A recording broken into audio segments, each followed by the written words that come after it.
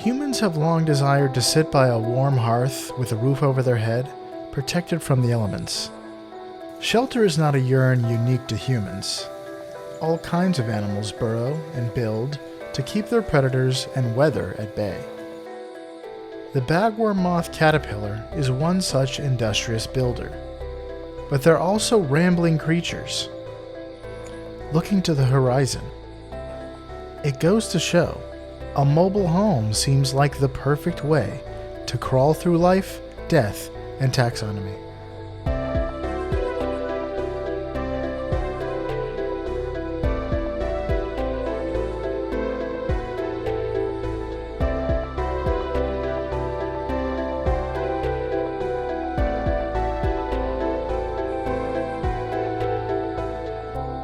Welcome back to Life, Death, and Taxonomy. It's your 30 minutes of interesting animal information. I'm Joe.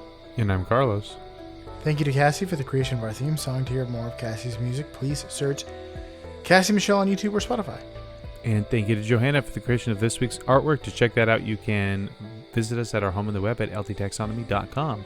And a very special thank you to our patrons, to Jesse Raspolich, Carol Raspolich, Richard Kaspar, Lottie Aubrey, and Gray Hughes. Thank you so much for your support. It is greatly appreciated. Thanks for helping us keep the lights on. And today we're talking about a tiny Lincoln in a tiny cabin, but more on that later.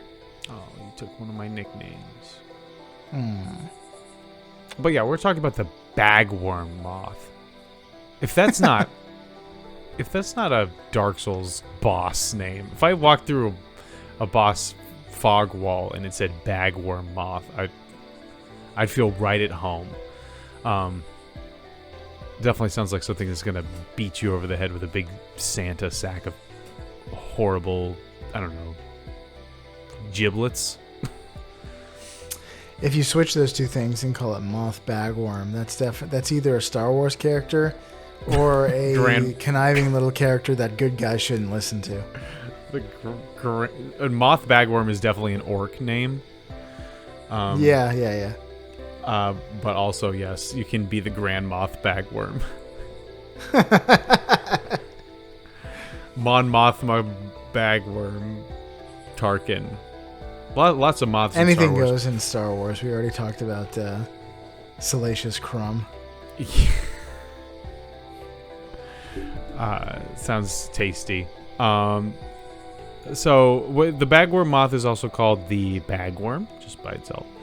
Bag moth, and also the case moth. But we're going to call it here Honest Abe and the off-grid grub. Honest. Did you say Honest Abe? Yes. Just straight down the middle? Was I supposed to use the bumpers on that? on that bowl? Well, just like there's no Oh, I tried. I was like, there are a lot of syllables in Abraham Lincoln. There's got to be one of these syllables that I could make sound that it contribute to a caterpillar or a moth, but I couldn't. No. Caterplinkin? No, it's not good. No. See, yeah. So Honest Abe it is. Would you want to taxonomize this? Sure. It is what we do. The kingdom, we don't taxonomize it. If they don't, they don't ask us. No. The kingdom, you love it. Us too, though. I'd give it a shot. But turns out there's a lot more to it than you think. You know, wildebeest is an antelope. I know. It's crazy. We could do better than that. Humpback whales. Even-toed ungulates. What's going on here? Man, every single time that comes up, we talk about humpback whales. So the kingdom, you love it, you're in it. The kingdom is Animalia. The phylum is Arthropoda. It's a moth. That's not all just moths, but it has an exoskeleton. The class is Insecta. The order is Lepidoptera. All the butterflies of the butterfly order. That sounds like the worst set of Batman villains. The Butterfly Order. It's like That would make the Court of Owls it's just a massive upgrade. The family is Psychidae. So it looks like psychic, spelled just like It's a psychic Pokemon. Yeah. Like Venomoth. Definitely not psychic, but is used by the psychic. But I know, you can use confusion and stuff. Yeah. The genus is Megalophanes. Fanes. Megalomart. Yeah, Megalomart. Get some Chuck Mangione in here. The species is Viciella. Megalophanes Viciella. That's pretty good. That sounds very Italian. The second one, the first one, I don't know where that came from, but that since we're in the business of naming things, it's time for my favorite part of the show, critter groups. The part of the show where I ask you, Joe, a question, and that question is the same every time. What is the name of a group of this animal, or what is the term of entry, or what is the collective noun? Almost forgot it, but we got there. If you saw a group of moths, would you call it A, an eclipse of moths, B, a flutter of moths, C, a harrowing of moths, or D, a candle of moths? Candle's good. Give me the first two again. Eclipse and flutter. I'm going to say a harrowing of moths. Final answer. It's just fun. That is incorrect. But I'm glad you chose it because that was my red herring. My red harrowing. Is it a candle? No, it's an eclipse. An eclipse of moths. That was my fourth guess. I thought you would go with flutter because it's a flutter of butterflies, which we've already gone over. Yeah, but, I was drawn to it, but not like a moth to the flame. Can't bear to stand in the same candlelight. All right, yeah, it's an eclipse of moths. They are moths. Will blot out the sun. Then we will flutter in the shade.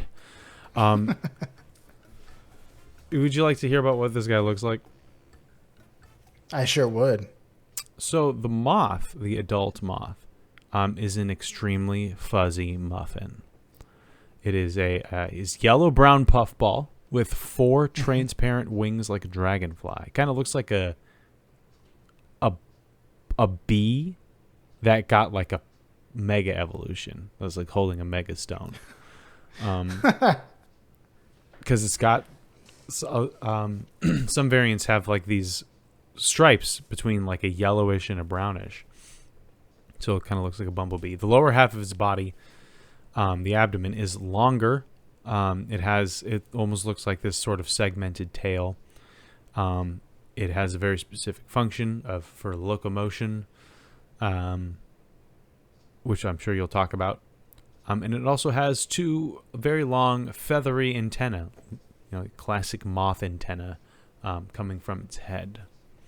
And it's got the 6 legs that put it in that neat little class of insecta. But how big is it? Well, good question. Welcome to the Below Measure Up segment, the official listener's favorite part of the show, the part of the show when we present the animal's size and dimensions in relatable terms to a quiz that's fun for the whole family.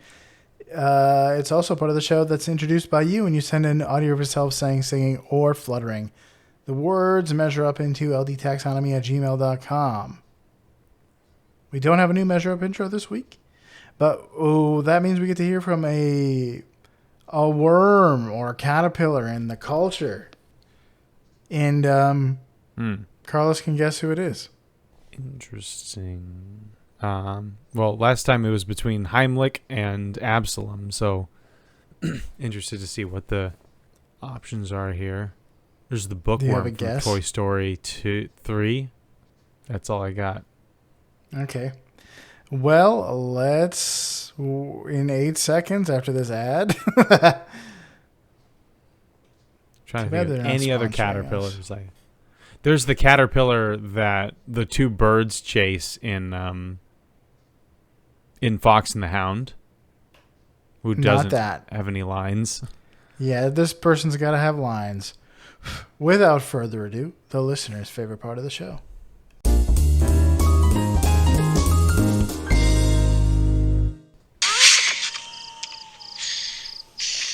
Hello. Did you say hello? No, I said hello, but that's close enough. You're a worm, aren't you? Yeah, that's right. You don't by any chance know the way through this labyrinth, do you? Oh, me? No, I'm just a worm. Oh, That was I very don't know confusing. The way I'm just a worm. There's just a lot of dead space on that one. Do you know what that's from? She said labyrinth, so I'm going to go with labyrinth. Yeah. Do you know what that character's name is? He also said it. He said it? Yeah. Worm. Yeah. All the pieces were in the clip. I've never His seen name's Labyrinth. Neither have I. The little that I have seen of it, it's just too. I missed the boat to enjoy that movie. I think Too it's like weird and too for kids, but it's weird. well, it's like the Never-Ending Story or the Dark Crystal. Like a lot of puppetry, a lot of weird '80s storytelling and stuff. It's just I missed the boat on that one. Probably would have liked it if I was 10 years older than I am. The funny thing about that scene is like I don't know the way, and then she's like I just can't find anywhere else to go, and he's like, why don't you go through that hole? And there's a hole in the there's a wall, illusory wall, and she's like okay, thanks, and then she starts going one way, and he's like, no, not that way, never go that way, and then she goes the other way, and then he's like, well, might as well have gone the other way. That way's bad too. So the worm did know a lot about getting through the labyrinth, but he was too modest. Isn't David? Also, that's a David Bowie movie, right? Yeah. Yeah, super. Weird. He's also a worm named Worm. Well, his name is Worm, but he looks like a caterpillar. And this thing's name is Worm, and it is a caterpillar. Bagworm. Okay, so it works. It works. Let's talk about the moth's wingspan. The male moth is slightly larger, and they're between 18 and 22 millimeters, which is like not a significant amount of inches. So how many bagworm moths go into the distance that Kelvin Kiptum could run in 2 hours? 22 millimeters is 0.86 inches. So here's a hint. Kiptum is a distance runner from Kenya who sadly died in a car accident this past Sunday at the age of 24. He was a livestock herder as a boy and trained to become an electrician until his running career took off. He is a world record holder and nearly broke a record that was thought to be impossible to break. A long distance. This is an example of something that I was just decided to look up for Measure Up that turned out to be extremely topical. Well, I know that. So he's the record holder for a long distance run, and I know that there are like 100-mile ultra marathon super runs or whatever. So it's got to be more than 100 miles. How do you do that? I mean, you have to stop to like go to the bathroom. Even like a regular marathon, that you often have to do that. And with all that shaking around, you're probably going to have to go to the bathroom more often than you would if you were just seated. I'll go with, 150 miles. That sounds good. 11 million. Final answer? 11 million bagworm moths go into the max distance that this guy ran. Final answer? Yeah.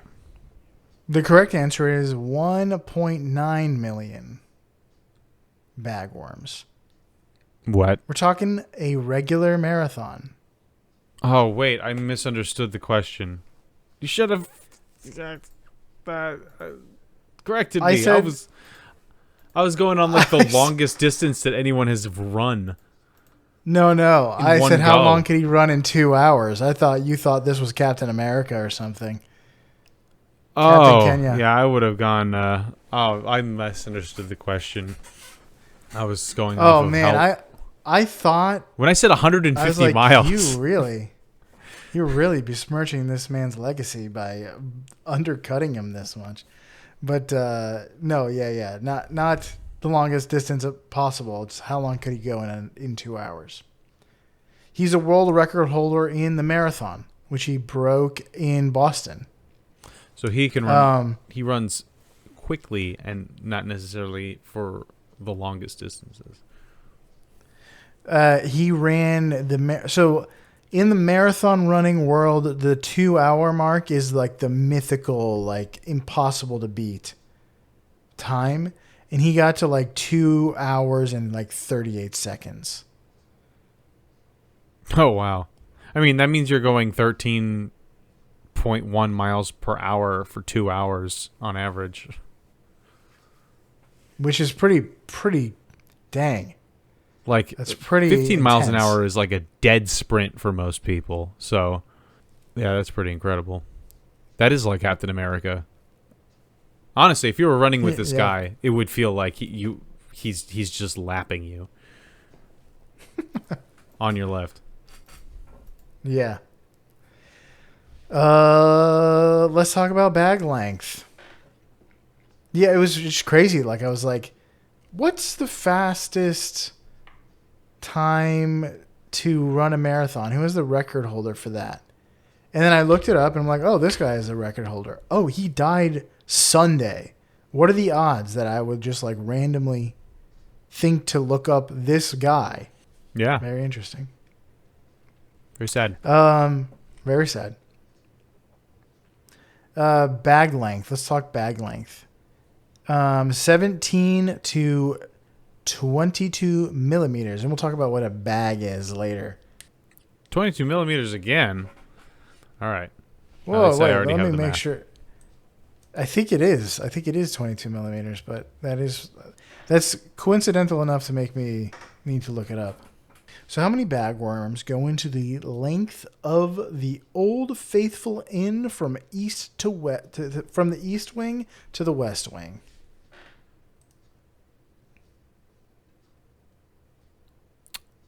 I'm assuming it's an inn near Old Faithful. Great guess. My It's intuition. 100% right. Here's a hint. The Old Faithful Inn is considered to be the largest log structure in the world. There is some contention that the old forestry building built in Oregon during Lewis and Clark's expedition was larger before burning down in 1964. However, even at the time before its additions, the Old Faithful Inn building was larger. They're contemporary buildings and built around the same time, and the Old Faithful is bigger. And we still have that. Imagine having something built in like 1908. And it was like one of the largest log cabins in the world. And then you burn it down. Oh, Yeah, that's talk about egg on your face. where you just like snap it wouldn't your have been fingers. 19. When would it have been built? When was Lewis and Clark was that? That was like the early 1808? That was the early 1800s. Yeah, it might be 1808. Yeah. You said 1908. It didn't bat an eye. I'm like running on fumes here. If you look at pictures of the old forestry building in Oregon, it looks incredible.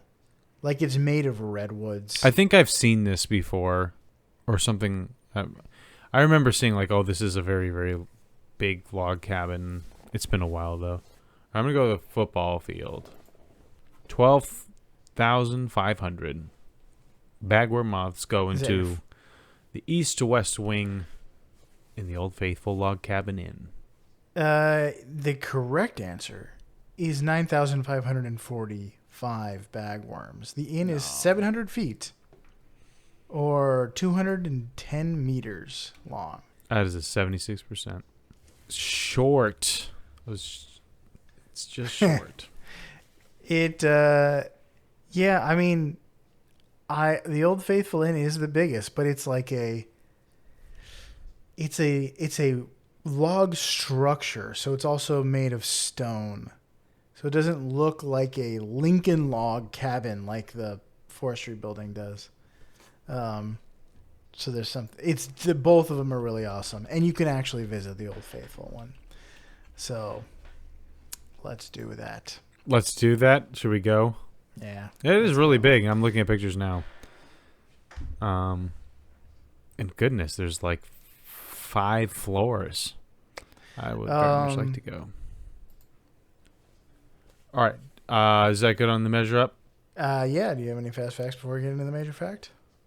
I do. So the bagworm moth, or this particular one, so bagworm moths are the entire family of Psychidae. There are over 1,300 species of bagworm moth, but the specific Megalophanes viciella, that is located in Europe, believe it or not, based on the way I just pronounced the nomenclature. It is found in the Mediterranean, Great Britain, and it is found as far east as Japan. So it's kind of up there in the Palearctic region in the Western Hemisphere. No, the Eastern Hemisphere. Why would I say the Western Hemisphere? The Eastern one. Egg on your face. Yeah, egg on my face. Western Hemisphere is where I live.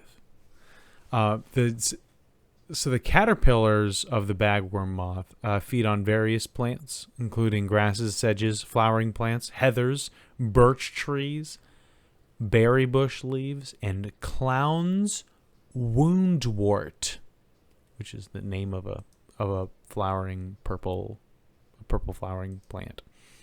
But man, who named that thing? Pennywise? Clown's wounds. I don't know. Maybe Is that because you find it kind of funny? You find it kind of sad? Maybe someone just really didn't like clowns, and to them, like, flowers offered a happy feeling, and the idea of a wounded clown also offered a happy feeling. So. Disgusting. So like someone named one flower baby's breath. It's like, oh, it's nice. And someone named another flower. Maybe they really hated clown's wounds. The flower. Maybe the flower was so disappointing. You're like, this is like a wounded clown. Like, I expected to laugh and to have joy. I expected a funny flower. And this one is a broken leg.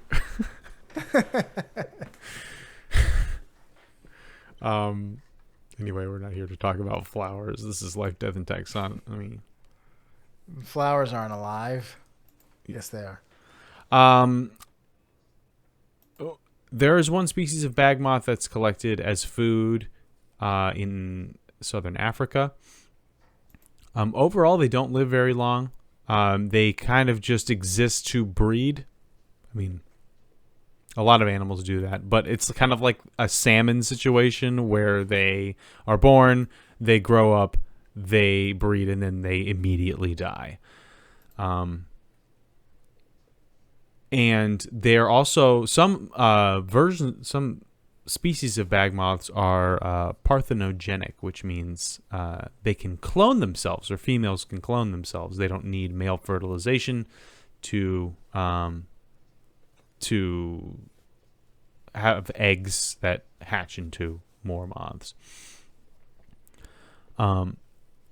Birds will sometimes eat egg-laden females, and the eggs are hard-shelled, so they are not digested.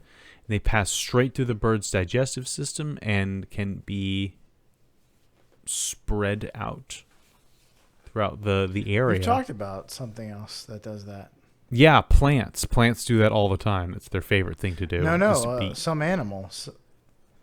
Remember there was some, is it like a cricket or something, or a grasshopper that flicks its eggs away to be eaten? I don't remember that. Neither do I.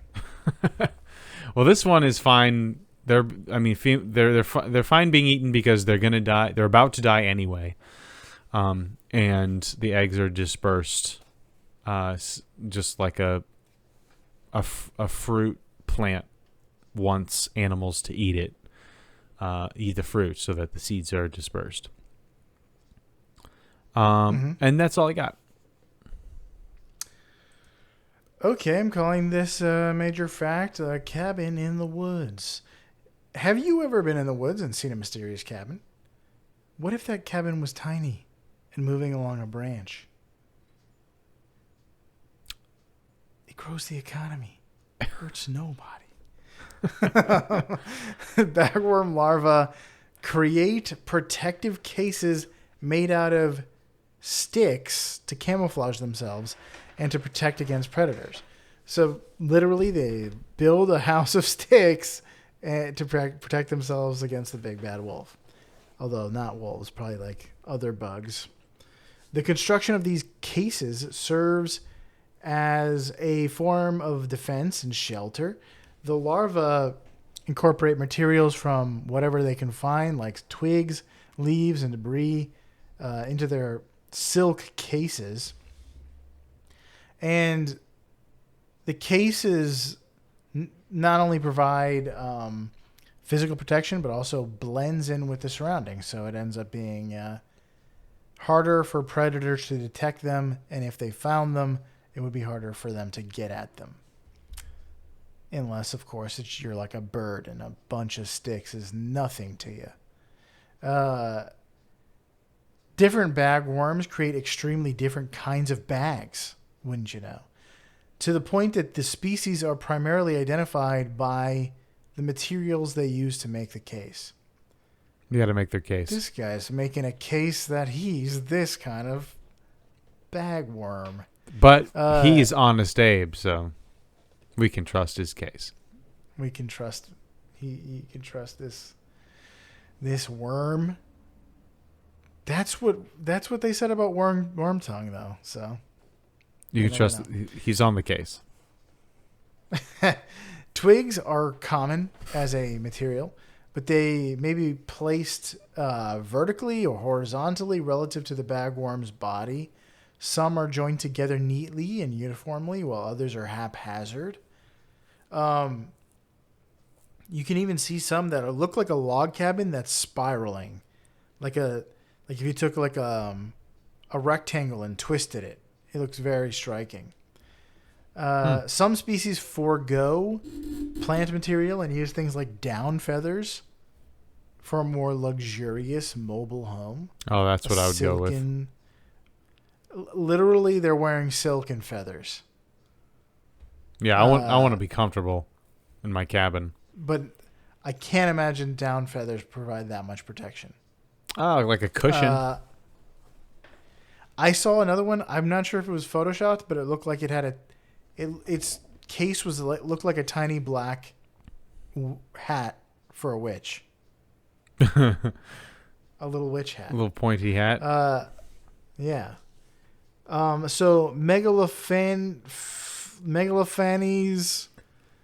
viscella makes a bag that looks like just straight up like a tiny Lincoln log cabin. Like sticks are stacked in square or crisscross patterns. And whatever the material used, the caterpillars use silk to glue the structure together.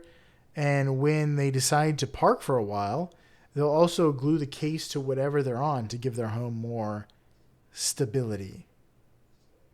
A sustainable home.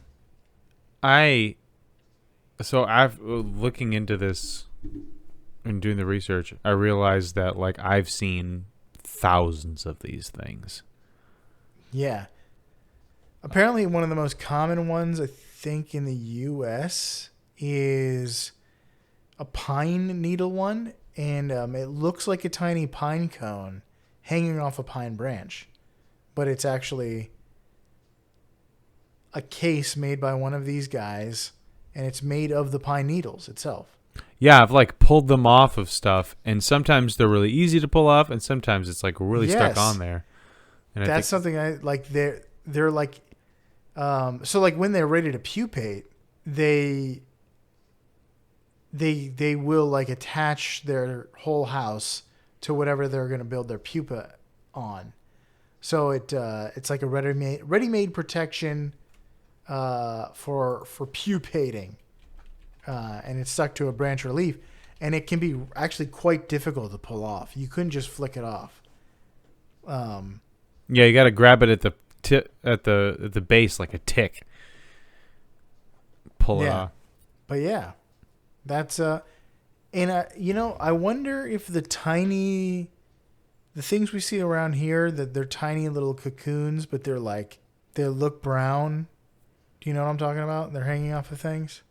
I mean, I think those are bagworms. Those little things. I'm not sure if those are like just cocoons, or if it's literally a bagworm that can move around, and it's made of like detritus. I've seen some of them moving around, and crawling up and down, like a fence post or a tree or something like that. But that's because they're on their way to go anchor it somewhere. Yeah, I don't know. I'm trying to look up Florida bagworms, but very interesting. Yeah, they make a little house for themselves. This is one of those ones that are like, you see it, and it looks so like, it doesn't look real. It doesn't look like something nature would produce. This particular one that looks like a log cabin. Yeah, so the witch's hat one is fun. Yeah, plaster bagworms might be what we have. The spiraling one looks like it looks incredible. Yeah. It looks not real, but it is. It looks like modern art on the back of a worm. And then some of them just look like a hodgepodge of sticks. But yeah, there are some that just the hodgepodge of sticks, that's what I'm used to seeing. Oh, really? And it's like pretty small. I don't think. Oh, yeah, maybe. What I'm talking about may not be a bagworm, but it is like something covered in. It looks like a bunch of sticks all held together with silk that are stuck to the underside of things in South Florida. I haven't seen them that much here, but the log cabin one looks like they made cuts. Yeah, it looks very specific. It's uniform. It looks fake. But it says the bagworm moth caterpillar cuts up pieces of plant to create home. So they do. They're literally carpenters. And it's like a perfect helix too. Yeah. I couldn't do that if I wanted to. I mean, there's lots of things that bugs can do that I couldn't do if I wanted to, but I'm not really that envious of most of that stuff. Like spraying boiling liquid from your abdomen. I could do that. One of them looks like a little like fall foliage hat. Bugs and hats is good. Yeah. I want to see all different kinds of hats on the bugs. I want to see like a I mean, that's what we're looking at. I want to see like a flat cap. No. You can't have bowler hat. Those are human hats. There's a witch hat. That's a human hat. Culturally appropriate. That's true. Or maybe witches got it from them. Wizard hat. That would just be the witch hat, but gray. If you saw this in nature, you'd think somebody did it. You'd think a human did it. You'd think a human like glued a bunch of small sticks together in a helix and then glued that to some poor unsuspecting bug. Yeah, or just to the side of a tree or something. Until it started to move. But that's all I got. All right. That's all I got. Is the bag. Just do what we're doing once you're not driving anymore, and just get lost looking at bagworm hats. Yeah, it's an interesting vice to have. It's like, I just can't stop looking at bagworm hats on the internet. My strange addiction. You could like decorate your office with different kinds of like little fake bagworms. With all different kinds of hats. You can collect them all like Crazy Bones. And flick them at each other. I don't think they have the structural integrity for that, but you can try it. All right, that was the bagworm moth caterpillar. For you out there in Podcastia, find a choice tree. Try to reproduce before you die, I guess, and build an off-grid cabin in the woods when you are ready to pupate, like the bag moth here in Life, Death, and Taxonomy.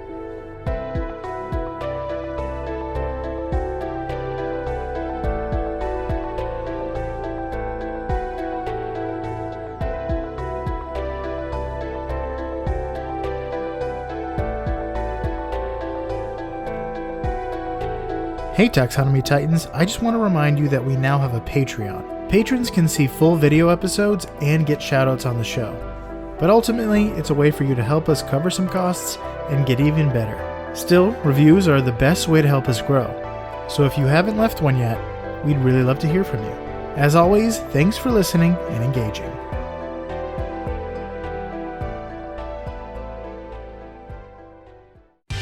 Life, Death, and Taxonomy is my favorite in the world podcast. Yeah, you can't have a mortgage and pupate.